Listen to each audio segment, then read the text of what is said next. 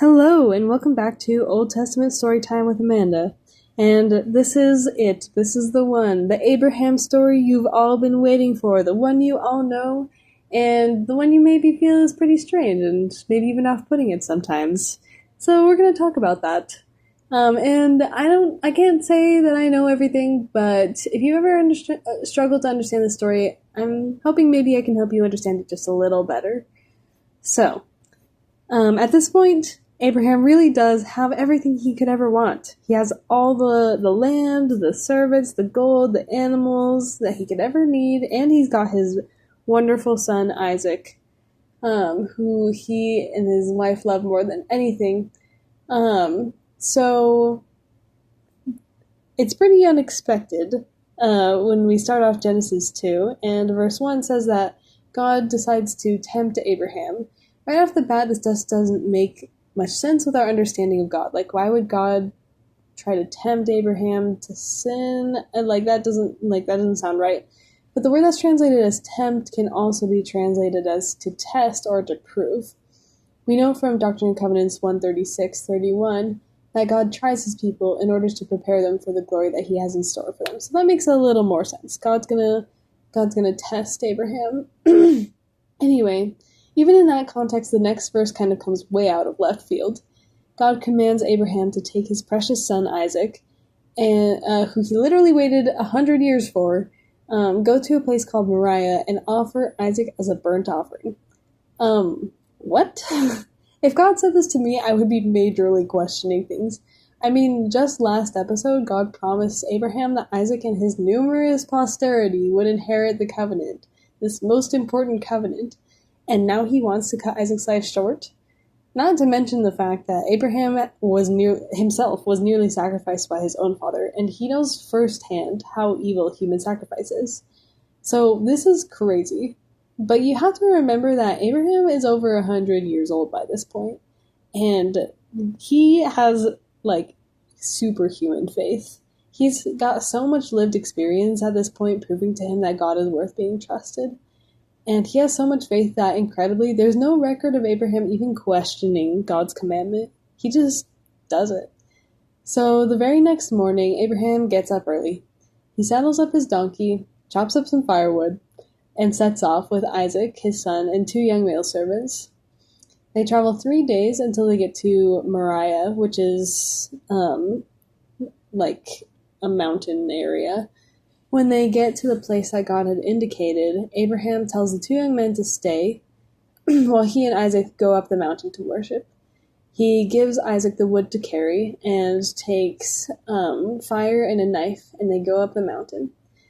Now, Isaac has no idea what's going on. It seems like Abraham hasn't told him anything, and he's rightly confused. He knows that they're there to offer a sacrifice, but Abraham didn't bring an animal. So he asks for where's the lamb for the offering, and I can only imagine what's going through Abraham's head at this point. But Abraham assures him that God will provide. They get to the specific place that God had told him of, and Abraham prepares the sacrifice. He builds an altar, lays the wood. I can imagine him just like thinking over and over again in his head, like, what am I doing? But he's preparing.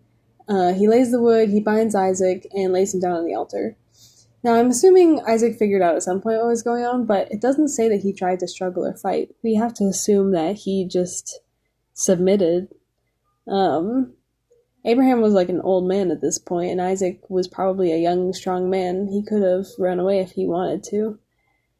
But Abraham prepares Isaac to be sacrificed. He takes a knife in his hand and is just about to kill his son when God calls out to him from heaven. At the last moment, God tells Abraham not to kill Isaac or hurt him in any way. He tells him that it was just a test, and that because Abraham was genuinely willing to sacrifice his son, God knows that Abraham will withhold nothing from him. Abraham looks up and sees a ram caught in some nearby bushes. He takes the ram and sacrifices it instead of Isaac. Abraham names the place Jehovah-Jireh, which means the Lord will see or provide. The Lord speaks to Abraham again, and because of his faithfulness, God renews all of the promises that he had made to Abraham before. So miraculously, everything works out. I can't even imagine the relief that Abraham and Isaac must have felt as they walked back down the mountain. But I can imagine that Abraham was more confident than ever in the Lord. He knew that the Lord would always bless him, that he would keep his promises, that those promises meant something in real life.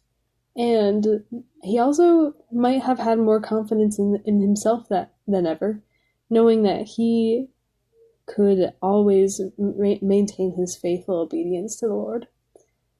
So they meet back up with the two servants and head back home.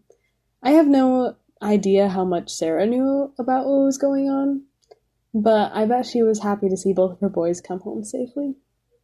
So, all is well. The years pass, they all grow older, and sadly Sarah dies at age 127. Abraham weeps and mourns for her, but he ends up buying her a super fancy nice sepulcher to bury her in. But now that Sarah has passed on, Abraham starts to think about Isaac's future. So then the story about finding Isaac a wife follows here, but we're going to come back to that. Not a bonus episode, but just another episode, because I'm going to finish Abraham's story first and then move on to the story of Isaac. So, anyway, after a few years of Sarah being gone, I guess Abraham must have felt a little lonely. So at sometime later, he gets remarried to a woman named Keturah. And in the words of, oh my gosh, what is his name? Haha, Syndrome from The Incredibles. They got busy because they have 6 more sons.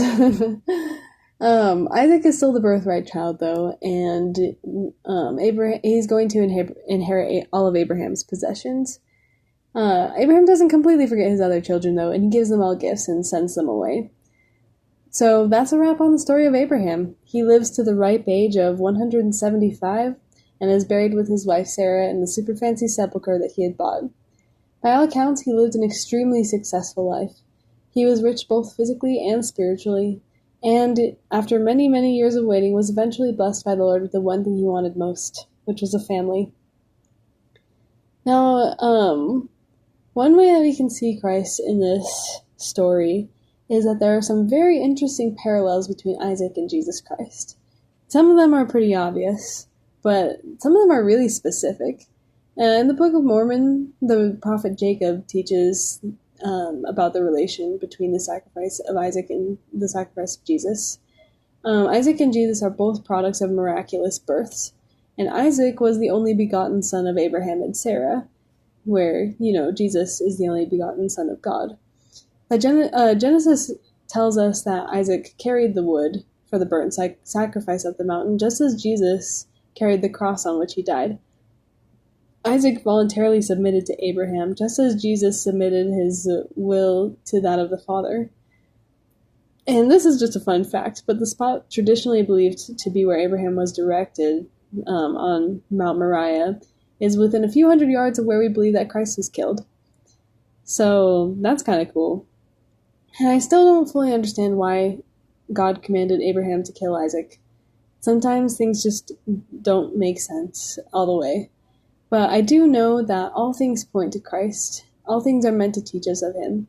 And this story definitely fits that purpose. Thinking about the love of Abraham for his child, the love that he must have had to be willing to sacrifice his child, and also the faith of Isaac to just submit to the will of his father is inspiring. And it kind of brings the sacrifice of Jesus Christ a little more close to home.